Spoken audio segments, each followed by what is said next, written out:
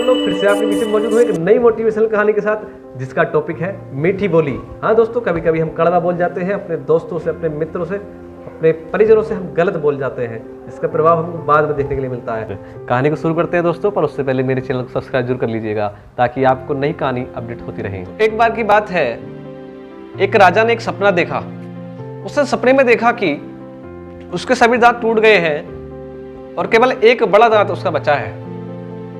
यह सपना देखकर राजा बड़ा परेशान सा हो गया। उसने अगले दिन अपने दरबार में सभी मंत्रियों को बताया कि मैंने इस प्रकार यह सपना देखा था। अब मंत्रीगण भी पूछने लगे कि हाँ भाई, इसका अर्थ क्या हो सकता है। आपस में बात करने लगे तो एक मंत्री ने राजा को सलाह दी कि क्यों ना महाराज, हम अपने इस क्षेत्र के जितने विद्वान हैं जो सपनों का अर्थ बता सकते हैं, क्यों ना हम उनको बुलाएं और उनसे पूछे कि सपने का अर्थ क्या है।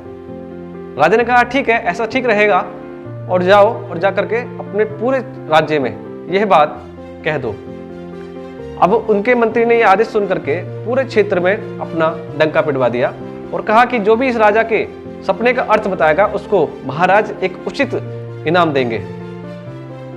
यह बात सुनकर के राज्य के काफी लोग उनके पास आए, परंतु राजा उन सभी की बातों से किसी प्रकार से संतुष्ट नहीं हो पाया।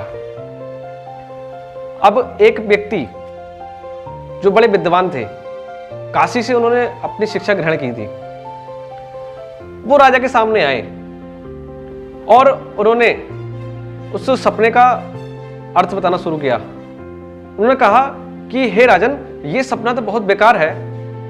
इसके फलस्वरूप आपके सामने ही आपके परिवार के सदस्यों की मृत्यु हो जाएगी और अंत में सबके बाद आप भी मर जाएंगे। इतनी बात सुनकर के राजा को गुस्सा आ गया। राजा ने कहा कि इसको कैद खाने में डाल दो और इसको बंदी बना लो। अब अगले दिन एक साधारण सा व्यक्ति वही राज्य में आया। जब राज दरबार लग रहा था तो उसने आके कहा कि महाराज, मैं आपका इस सपने का अर्थ बता सकता हूं। तो उसको मौका दिया गया और उसने अपना सपना सुनाना शुरू किया। उस व्यक्ति ने कहा कि हे राजन, यह सपना तो बहुत ही अच्छा है। अब उस व्यक्ति ने राजा के प्रति अच्छे शब्द कहने शुरू कर दिए, तारीफ करनी शुरू कर दी कि राजन, आप तो बहुत अच्छे हैं और आप जैसा व्यक्ति होना हमारे लिए बड़े ही सौभाग्य की बात है कि आप जैसा व्यक्ति हमारे राज्य का राजा है। उसने कहा कि आपका जो सपना है वह इस प्रकार है कि आपकी उम्र आपके परिवार के सदस्य से कहीं अधिक होगी और आप लंबे समय तक राजा बने रहेंगे और आपका राजा होना इस राज्य की बड़ा ही सौभाग्य की बात है और यह ईश्वर की हम पर विशेष कृपा है। इतनी बात सुनकर के राजा बड़ा खुश हो गया और राजा ने उस व्यक्ति को बहुत सारे हीरे जवाहरात उसको दे दिए, उसको इनाम दे दिया।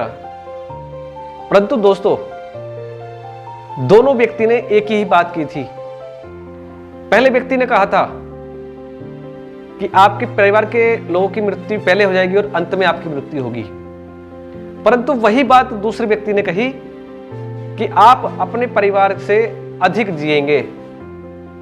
दोनों की बात का अर्थ तो एक ही था, परंतु जो बात प्रथम व्यक्ति ने कही थी, जिस विद्वान व्यक्ति ने कही थी, उसके शब्द उचित नहीं थे, उसके शब्द ठीक नहीं थे। हाँ दोस्तों, हम बहुत अच्छे पढ़े लिखे हो सकते हैं, बहुत अच्छे विद्वान हो सकते हैं, परंतु हमारे बोलने का तरीका, अगर मिठास हमारी बोली में है तो हम किसी भी दुश्मन को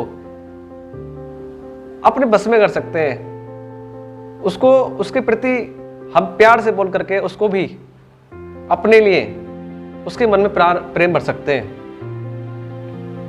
केवल उचित शब्दों के कारण ही आज वह व्यक्ति जो साधारण व्यक्ति था उसको इतना सारा उचित इनाम मिला, परंतु जो व्यक्ति विद्वान था,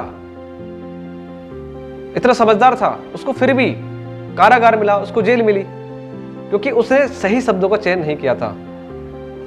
हम रोज बोलचाल में अपने बातचीत में, अपने व्यवहार में जो हम शब्दों को प्रयोग करते हैं तो उनका बहुत बड़ा महत्व होता है। हमको हमेशा उचित और सम्मानित शब्द ही प्रयोग करने चाहिए, मीठा बोलना चाहिए। जो हमारी बोली है उसको हम, अगर उसमें मिठास होगी तो कोई भी व्यक्ति हमारे प्रति समर्पित हो जाएगा। अगर हम वही बात उसको गलत शब्दों में कहें और गलत विचार से कहें तो उसके मन में हमारे प्रति नफरत पैदा हो जाएगी।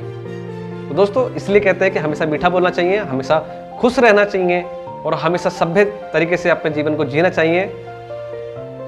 आई होप कि आपको मेरी ये कहानी पसंद आई होगी, इसलिए आप मेरी इस कहानी को लाइक करें, कमेंट करें और बताएं कि हमको किसके प्रति कैसा व्यवहार रखना चाहिए। धन्यवाद।